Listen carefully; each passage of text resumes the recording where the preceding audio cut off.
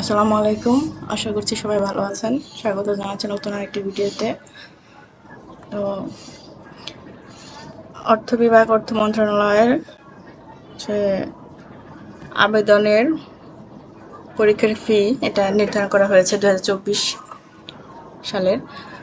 প্রজ্ঞাপনটা হচ্ছে বাংলাদেশ সরকারি কর্ম কমিশন কর্তৃক পরিচালিত বিসিএস ব্যতীত নন ক্যাডার পদ এবং সরকারি, আধা সরকারি, স্বায়ত্তশাসিত বা আধা স্বায়ত্তশাসিত প্রতিষ্ঠান, স্বশাসিত সংবিধিবদ্ধ কর্তৃপক্ষ ও বিভিন্ন কর্পোরেশনের বিভিন্ন গ্রেডভুক্ত পদের নিয়োগ পরীক্ষার ফি শর্ত সাপেক্ষে নিম্নরূপে নির্দেশক্রমে পুনর্নির্ধারণ করা হলো। তো এখানে আমি বলে দিচ্ছি বিস্তারিত। যারা চ্যানেলটা সাবস্ক্রাইব করেন চ্যানেলটা সাবস্ক্রাইব করবেন এবং কারো কোনো প্রশ্ন থাকলে কমেন্ট করবেন, আমি উত্তর দেব। তো এখানে হচ্ছে পদের নাম, পরীক্ষার ফি, হার বা টাকা।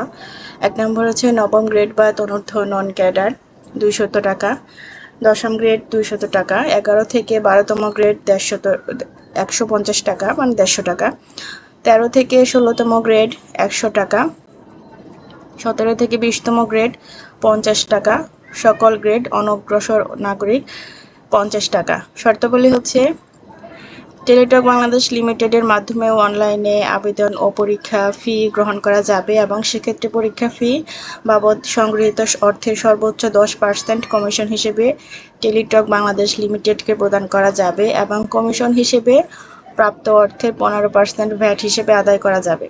উদাহরণস্বরূপ 13 থেকে 16 গ্রেডের নিয়োগ পরীক্ষার ফি বাবদ নির্ধারিত 100 টাকার সর্বোচ্চ 10% অথবা 10 টাকা পর্যন্ত টেলিটক বাংলাদেশ লিমিটেডকে কমিশন হিসেবে প্রদান করা যাবে এবং উক্ত 10 টাকার 15% অর্থাৎ 1.5 টাকা ভ্যাট হিসেবে আদায় করা যাবে। অর্থাৎ পরীক্ষার্থীর নিকট হতে সর্বোচ্চ আদায়যোগ্য টাকার পরিমাণ হবে 100 যোগ 10 যোগ 1.5 = 112 টাকা। টেলিটক বাংলাদেশ লিমিটেড কর্তৃক পরীক্ষার ফি বাবদ অর্থ গ্রহণের পরবর্তী 3 কর্মদিবসের মধ্যে ব্যাংক চেকের মাধ্যমে সংশ্লিষ্ট প্রতিষ্ঠানের অনুকূলে জমা প্রদানের পর উক্ত প্রতিষ্ঠান অবিলম্বে চালানোর মাধ্যমে সরকারি কোষাগারে জমা করবে। তবে স্বায়ত্তশাসিত প্রতিষ্ঠান প্রয়োজনীয় ক্ষেত্রে উক্ত অর্থ নিজস্ব ব্যাংক হিসেবে জমা করতে পারবে। তারপর হচ্ছে অনলাইন আবেদন গ্রহণ না করা হলে পরীক্ষা ফি বাবদ অর্থ চালানের মাধ্যমে গ্রহণ করতে হবে। তবে স্বায়ত্তশাসিত প্রতিষ্ঠান সমূহ প্রয়োজনীয় ক্ষেত্রে ব্যাংক ড্রাফট বা পে অর্ডারে এই অর্থ গ্রহণ করতে পারবে।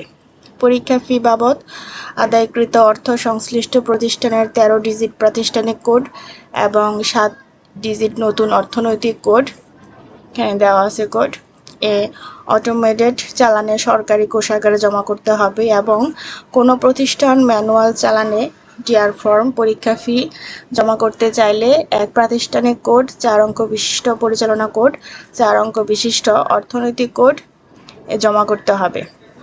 অর্থ বিভাগের 17/8/2023 তারিখের এত নম্বর স্মারক এর প্রজ্ঞাপন বাতিল করা হলো। এই আদেশ অবিলম্বে কার্যকর হবে। তো এই ছিল বিস্তারিত। ধন্যবাদ ভিডিওটি দেখার জন্য।